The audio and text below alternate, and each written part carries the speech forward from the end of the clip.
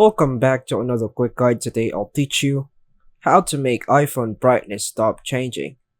And it's literally an easy process. Make sure to watch until the end of the video to know how it's done. If your iPhone's brightness keeps changing on its own, it may be due to auto brightness settings or features like True Tone and Night Shift.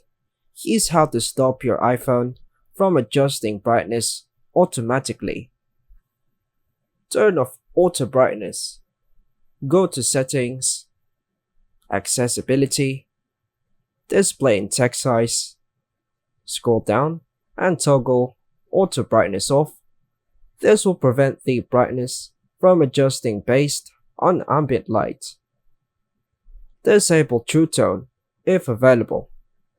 True Tone adjusts display brightness and color based on ambient lighting, which can sometimes make brightness seems inconsistent. Go to Settings, Display and Brightness, and toggle True Tone off.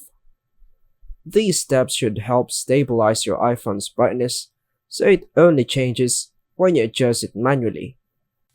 And that's all for now, folks. Thanks for watching.